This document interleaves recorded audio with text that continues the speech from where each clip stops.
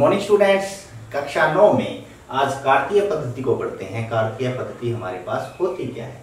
हम संख्या रेखा के बारे में 8वीं क्लास में बहुत अच्छे से परिचित हैं कि संख्या रेखा हमारे पास एक इस तरह की रेखा है जिस पर एक निश्चित दूरी पर बिंदु लगे हुए होते हैं और उस निश्चित दूरी हर जगह उसका मान है वो बराबर है, उसकी माप है वो बराबर है। जैसे यहाँ हम इसको देख रहे हैं, ये जो रेखा है ये अक्षैतिज रेखा है, ठीक है ना। सीधी जो धरती के समानांतर रेखा होती है उसको हम अक्षैतिज रेखा बोलते हैं, ठीक है। और ऊपर से नीचे वाली रेखा को क्या बोलते हैं? ऊर्ध्वाधर रेखा बोलते हैं। कौन सी रेखा? ऊर्ध्वाधर, ठीक है ना। अब इस रेखा के बारे में हम पढ़ चुके हैं। यह रेखा हमारे पास शून्य से शुरू होती है, यहाँ पे शून्य है, ठीक है। दाईं साइड हमारे प्लस के अंक हैं, जोड़ के अंक हैं, और हमारी बाईं साइड घटा के अंक होते हैं। उसी प्रकार यदि हम एक ऊर्ध्वाधर रेखा को लेते हैं, ऊर्ध्वाधर रेखा को यदि हम लेते हैं तो उसके ऊपर की तरफ हम प्लस वाले अंक लेते हैं और नीचे की तरफ माइनस वाले अंक लेते हैं, ठीक है। अब यहाँ पे हमारे पास दो रेखाएं हैं जो आपको दिखाई दे रही हैं, जो किसी भी तल को कितने भागों में बांटती हैं?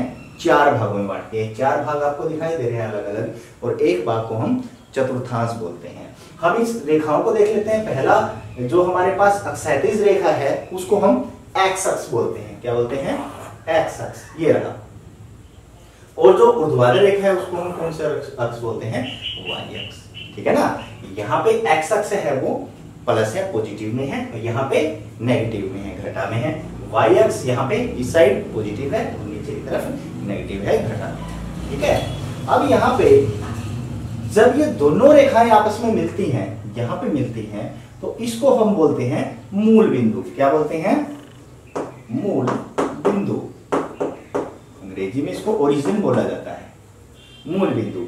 अब यहाँ में मूल बिंदु को जब हम देखते हैं, ये एक्स जो अक्ष है ये यहाँ पे कितना है इसका मान? यहाँ पे देखें, 0 से ही हम रेखा को शुरू करते हैं और दोनों तरफ विस्तारित रूप उसको देते हैं। तो यहाँ x का मान क्या है? 0, और y का मान भी क्या है? जब y आता है 1 और -1 के बीच में, ये भी 0। तो जो हमारे मूल बिंदु के निर्देशांक है वो क्या होते हैं? 0 और 0।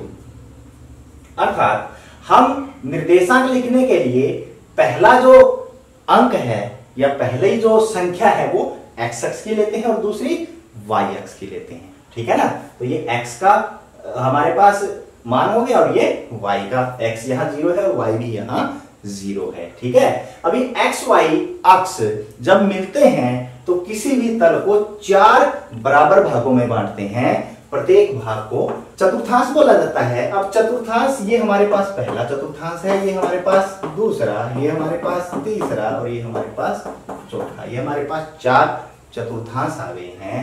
अब इन चारों चतुर्थांशों में हम किसी भी बिंदु की स्थिति दो अक्ष x और y के मानों द्वारा प्रकट करते हैं। जैसे कि ओरिजिन जो मूल बिंदु की हमने किससे प्रकट की है? 0 0, पहला मान x का, दूसरा y का।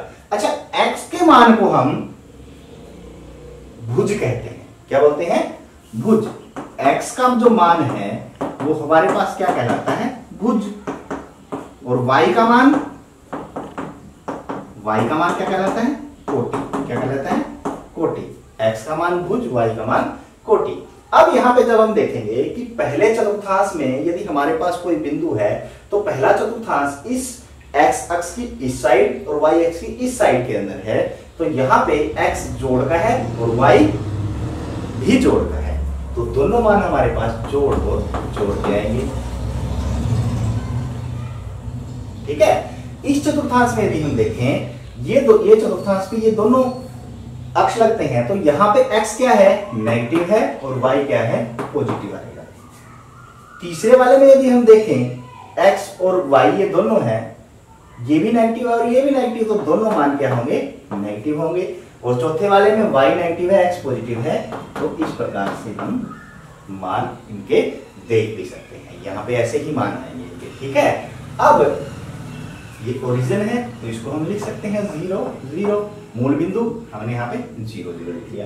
ए बिंदु के निर्देशांक बताने हो तो पहले मैं ए बिंदु x की तरफ देखूंगा कि x का मान मेरे पास कितना है?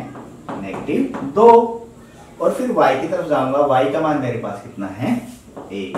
तो a बिंदु के निर्देशांक हमारे पास क्या आ गए, -2 और 1 आ गए। अर्थात इस बिंदु का भुज हमारे पास क्या है, भुज -2 और कोटि क्या है 1।